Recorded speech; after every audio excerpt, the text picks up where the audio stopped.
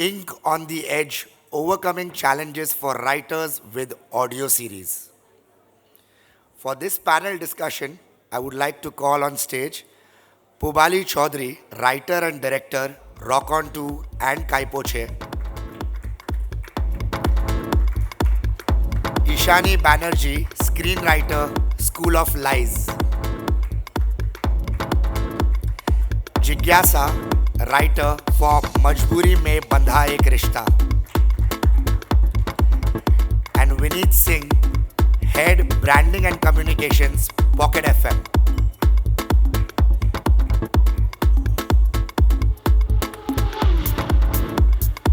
The session chair for this session is Namrata Kale, editor, radioandmusic.com. Please welcome them with a big round of applause, guys. Come on. Well, it gives me immense pleasure to host this wonderful panel discussion with our wonderful writers and industry expert. Please give them a huge round of applause. Thank you for having me here, all of you. I would like to start with Pubali. Pubali, you're an alumni at FTII, and you're also known, for films like Rock On and Kaipoche. You have written them. You also have directed and written, Chitti. This is my favorite short film currently. So please go on YouTube and watch it. It's lovely. I would like to know, Pubali, your experience as a writer, your journey. How did it begin? Like your love for writing. When did it start? When did it start? Multiple heartbreaks and personal diary entries. I think you don't come to writing because it's the most smartest career choice. You do it because it's a form of expression. It is definitely a form of therapy, comes far cheaper. So I think it started like that. And since I had a flair for writing, my initial part of my career was journalism related. I was with the Times of India group back in Kolkata. And I meandered through a couple of other things. I did live events at Ramoji Film City. Then I went to Film and Television Institute in Pune. The writing course was newly introduced then, so I did 1-year course there. And that kind of helped me marry my interest in cinema with my inborn penchant towards writing.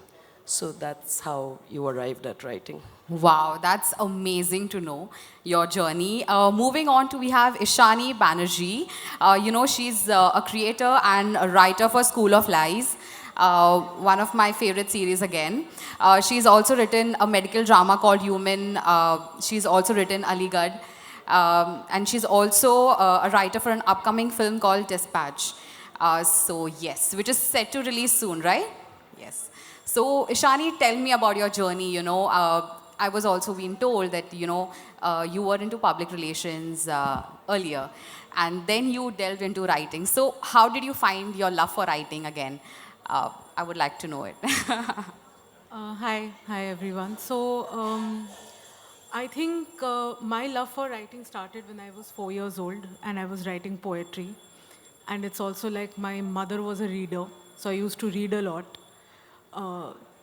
I was just writing everything from, I think, a press release to probably copy because I was a product of, advertising and public relations in Delhi. And then I watched a movie called Shahid, which was Hansal sir's, which with Rajkumar Rao. It came out, I think, in 2012. And I watched it and I was very, very moved. And I pitched the story to him of Aligarh. It was crazy how I got his email ID from a website and cold emailed him. So yeah, that does work sometimes if you are lucky. And This is great. yeah, and I'm very, very aware of that luck. So, yeah, I think that's how the journey started. And ever since I came here, I think this is it. And I've just been on it. Superb. Next up, guys, I would like to introduce you to a new face in the audio industry as a writer. So she is Jigyasa. She is a writer for one of the best selling series on Pocket FM. It's called Majburi Mein Bandha Ek Rishta. Jigyasa is a 24-year-old girl, and she's coming all the way from Bihar to attend this panel discussion and be a speaker too. So I would, give it to her to speak, and I would like to know her journey as well. So please give a big, big round of applause for Jigyasa. She's coming all the way from Bihar, guys. जिज्ञासा आप अपनी journey बता सकते हैं.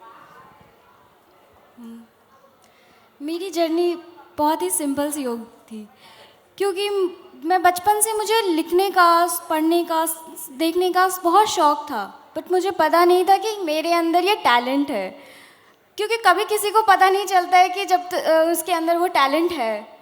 But during the lockdown मैंने अपने इस talent को डिस्कवर किया. मैंने पढ़ा, देखा, लिखना स्टार्ट किया, क्योंकि मेरे पास उस वक्त बहुत टाइम था. एज अ स्टूडेंट मेरे पास स्टार्टिंग डेज में कोई टाइम नहीं होता था, only a focus on the study. But इस टाइम में मेरे पास बहुत टाइम था, तो मैंने अपना जर्नी राइटिंग पे स्टार्ट किया, और मैंने पॉकेट एफएम सीरीज़ में अप्लाई किया, क्योंकि मैंने वहाँ की बहुत सारी सीरीज़ देखी थी तो मुझे अच्छी लगी. तो मैं सोची मैं एक लक बाई चांस जैसा मैंने ट्राई किया, और होप ये इतना सक्सेसफुल रहा कि मुझे खुद बिलीव नहीं हो रहा है. पहले नॉवेल था, राइट? फिर आपने पॉकेट एफएम के साथ कोलैबोरेट किया, right? Superb. So please give a big, big round of applause for Jigyasa. She's really worked hard. Having said that, her solo release of her debut release of this particular show reached around 20 plus million views on Pocket FM. Well, this leads me, to asking Vineet. Vineet heads the brand and marketing for branding and communications for Pocket FM.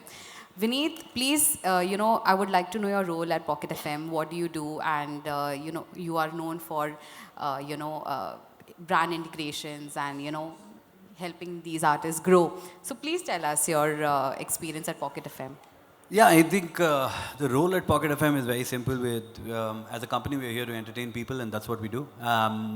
Pretty much my work is to get the story of Pocket FM and the lovely writers that we see on the panel, all their stories across the world. And that's what we're trying to do as a company as well, giving writers an opportunity, a platform, not just to create fascinating stories, but also to get the world to hear them. And that's what we're all about. Superb. Now let's spearhead directly into our panel discussion, the topic for our day, which is the challenges writers face, in audio series, in films, OTT. So I would directly ask, Pubali here. Pubali, our data research says that just 1 to 2% of writers, actually get their stories, towards its end goal. So what would you like to say about, have we reached that stage where we have avenues? Why are there such less numbers? What we need to do to empower writers, basically?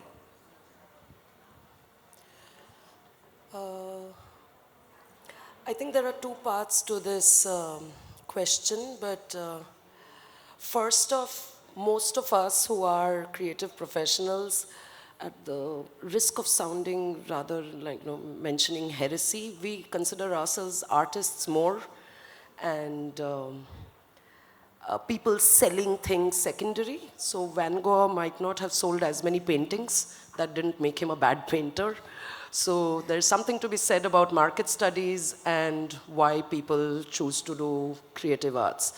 That aside, I think there are two parts. Number one, writing is the least recognized technical craft in our field, because everyone else, an editor and a cinematographer, they work with machines or something concrete, and it is well recognized that there is a technique and training involved in it. Writing obviously doesn't involve external tools like that. It requires a lot more of internal skill set and tools. So while everybody does have the capability of, let's assume like everybody carries a story. Whether that's really up to the mark of making it to be a content out on any platform, whether audio or films or OTT, that remains to be seen. So we definitely have a lot more amateur writers, and which is fine. It's a craft that you keep practicing till you hone it. But because everything is so market-driven, I'll have so many people approach me on LinkedIn saying I have a story, or even I've published a book and I'd like it to become a film, but it may not really be up to the mark. Everybody's looking for some clutter breaking something.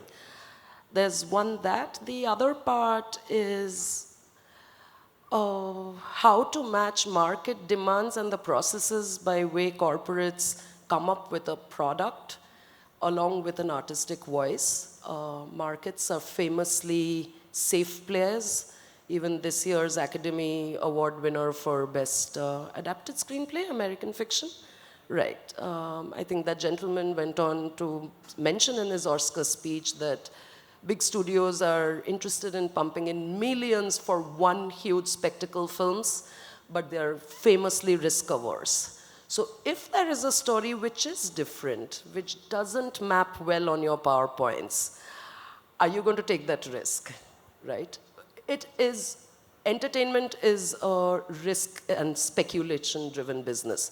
Nobody knows whether a product, quote unquote, will succeed or not, and it takes a lot of personal conviction, both from the corporate side and the individual professionals or creative artist side. So as and when that alignment happens, something good can come out of it. So I feel it goes both ways. Writers need to hone their craft. Just because you have a story or just because you've had some experience in life which feels kind of interesting as a story might make for great drawing room anecdote, may not make it to the professional market. But on the other side, I think there's a lot to be said about corporate executives constantly curtailing original voices and being risk averse. Okay, thank you, thank you. My next question is for Ishani. Ishani, once a writer is ready with their script or narrative, do they wait for a break or should they approach platforms? Yeah, if you could tell me. I think there is, I'll just try to explain that how this usually works is that the kind of work that you do can be original or it can be a commission project. When it's a commission project, of course, there's a producer or a director or an actor or anybody who can approach you. When I say you, I mean a writer with an idea. And if that idea excites the writer takes it on, And then, like Pubali said, all the market forces need to come together for that to become reality. The other side is when a writer has an idea of his or her own and wants to pitch it to the right people, so probably writes a script around it or a story, whatever format. And this, I think, works across all platforms like audio, movies, OTT, everywhere. And of course, you approach producers, you approach platforms. Sometimes you approach a director because a lot of this work is so collaborative. You want, a filmmaker attached to the project. You can also approach an actor, because you might have written something which, and you have a particular actor in mind who you think can lend his or her, a creative force behind the project and make it actually happen. So there are multiple ways to do that, but we were just discussing this, that there is, a bottleneck that is getting created, and of course those multiple ways right now are very, very challenging as we sit in 2024. So that is the reality, and one is very aware of it. My question will be next to Vineet. How platforms like Pocket FM are really grooming writers, in the industry. How you all are providing avenues to them, basically. Yeah, I mean, like I mentioned earlier, right? I think as a platform, one of the biggest challenges that writers do face is the kind of platforms that exist in terms of, there's only that many number of platforms that you can go and put out your stories on. And like ma'am was mentioning, stories could be great while having a drink, but is that going to be for the masses? You never know. One of the things actually that's happening with us also is the fact that we've actually put in mechanisms in place where we can actually go out and tell you if your story is going to work or not. So essentially, as a writer, if you come and give us your story, we actually can test it out and let you know that this could become a hit or this could not work. And we were having this conversation in the afternoon as well with just technology coming into a place and with testing mechanisms in place. You can always go out and tell writers and give them so much of insight from what people want to hear and what people want to consume. And then that can be shaping their story and narrative. And it's not necessarily, you don't need to change your story based on what people want to hear, but you might want to change the way you're telling the story. And that could be a huge difference in terms of the impact that it creates. So as a platform, we're very focused on working with the writers and going out and making sure that deliver, most of them deliver hits. And that's why we're sitting on, as an audio platform, sitting on unheard numbers like 100 crores for one audio series. So I think the whole focus is to work with the writers closely, figuring out testing mechanisms and also, figuring out what the consumer wants to hear and then helping the writers craft that narrative around it. Is there a myth, question again to Vineet, is there a myth in the audio industry that with respect to series, that writers are not paid well?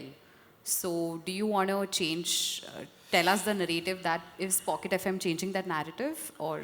I don't know if that's a myth with audio series. I don't know if that's a myth with writers in general. I've had a few writers, and this is not just about creative writing. I think with journalists as well. I think, I have a family full of journalists and all they keep telling me is that they're not paid well enough always.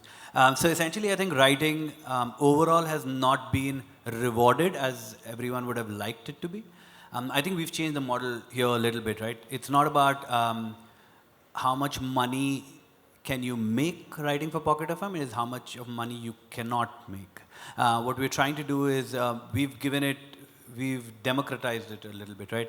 We've given it in the hands of writers totally. They write the stories, they put it on the platform, and then once people start listening to it, the better the story does, the more money you make.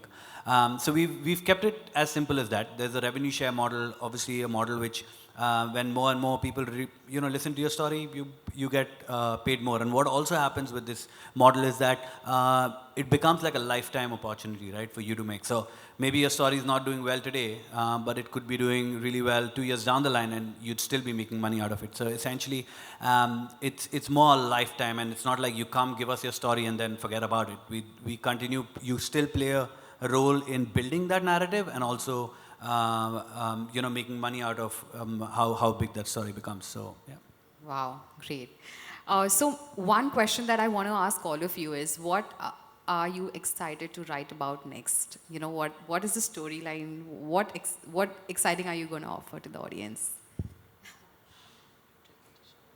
I mean, I'm just telling you to give us a gist about your upcoming project. I'm not gonna write anything, but I'll promise you that whatever they write, we'll take it on a platform. So whatever they promise, we'll take that up. I think I'm going to be greedy and I'll say I'll write everything. Yeah, there's like no one particular thing. I think the world is very open, and just because we have done a certain kind of work, I've always done some very serious kind of work. So yeah, maybe I'll write a comedy, which I think is the hardest to write. जिज्ञासा, आपके journey के बारे में बताइए. आपने pocket FM को कैसे find out किया बेसिकली? कैसे चला आपको पॉकेट एफएम के बारे में? एडवर्टाइजमेंट के through. Wow, that's great. So you guys, you can find, she's a classic example of content is king, and you can find all these platforms through advertisements, through social media, through digital platforms, and also networking, which we are here at the Content Hub. So yes, my next question would also be regarding what developments we can make to empower writers to this particular industry. How can we empower them? What we can do? Question to all of you. Starting with Pubali. I get all the tough questions. Like Vineet said, I think it's not just about money, though it is important. A sense of importance. Writers are deep background workers, at least in the audio-visual medium. We come in before anyone else does, right? We are not even on the sets with 150 people looking at us work. So I think general acknowledgement that even if the idea has been given by a producer, like Ishani mentioned, if there's a commissioned piece of work, but somebody's built it up from scratch. You know, the person who takes the idea from ether and gives it a concrete shape is the writer. And I think we are never acknowledged as much by media or, yeah, mostly by media, because that's how you get, you know, get well known. Yes, that, and also along with that, the due dignity. That because we work with nothing and with ideas, it is a trial and error process, but we do our best, and sometimes it's going to fall in line, sometimes it's not. It's much easier to comment on costumes or music or how beautiful the sets looked, right? But it all came from words on paper. So to give writers that dignity, that acknowledgement, I think that's, and revenue sharing wouldn't be bad, you know, which we do not have in films and OTTs, if I'm not mistaken. We are given one-off payments. We create the IP, which is why our contracts are long and laborious, because we have to write away everything. It's more than what Shylock demanded in Merchant of Venice. So yeah, we like made to feel, here it is, you write, you get the F out of here, we don't want to see you, we don't want to know you existed, now we're going to mint it for the rest of the world, across all territories, in all possible formats. So our contracts are really revelatory of how important what we do is, and we are regularly asked to sign off on everything. So changing that by 0.5% before I die would also be a huge improvement. That was amazing. Ishani, would you like to share? I mean, it is amazing how it's exactly what I have wanted to say. And, you know, after School of Lies happened, I was giving press interviews and I just kept talking about contracts. I didn't talk about the show. I mean, what is there to talk about? You have it, watch it, you know. But how unfair the contracts are, how difficult it is. The whole model is very, very difficult because, you know, you're essentially working the most in the first 1 year, the first 6 months, and you're paid the least in your contracts. That's how it's structured, you know, which is a very, very big problem, because this is the reason why creative people are so stretched out, because the money, the contracts, everything is not enough to sustain. So you have to take up more work, which becomes such a huge problem, because then you are not able to focus, you're not able to really create, which is why there is a, you know, we see the quality and it suffers. So I think if you want to empower writers, it's very important to empower them with contracts, with credits, with acknowledgement, and you know, it's across industries, from producers to financiers to media, who has to start writing, tagging. I mean, you know, we actually have started now. I mean, if you look at it at the West, they did a big show called The Bear, and the writers were not paid and everybody went on strike. So I think we need to go on a strike too very soon. Vineet, what about you? Yeah, I think it's a great point that's been made. I think, you know, we're a company, we're extremely proud of talking about the fact that we're made out of stories and made because of our writers. So I think I'm actually super thrilled and proud about the fact that, you know, everything that you're complaining about is something that we've taken feedback from and made that life easier for writers, at least. I mean, for our writers, like I said, I mean, in 2 clicks, their stories are across the world. And when I'm saying across the world, I'm not saying just in India. I'm saying, you know, someone sitting in Katihar, Bihar is writing stories which is being read by someone in New York.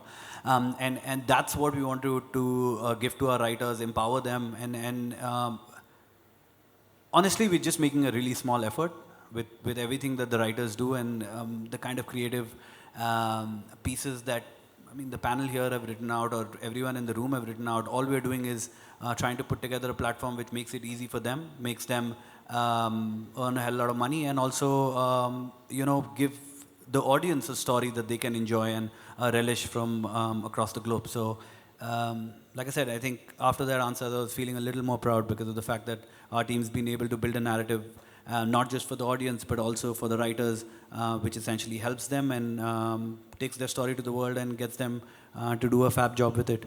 Superb. Please give a huge round of applause for all our writers and an industry expert. Well, we are running out of time now, but I wanted to ask the audience, do you all have any questions? Okay, none. Okay, great then. We will wrap up this panel. Thank you so much, panelists, for joining us, and what a wonderful, wonderful insights you guys have given us. Thank you. A big, big round of applause, guys, please. Thank you, Namrata, for conducting such an interesting session. And as a fellow writer, the only thing I'll say is I was very happy to see an exclusive only writers kind of a session. And the only person who's not a writer is the one who's enabling writers to do great things. So that's fantastic. I'm actually a writer. I write emails.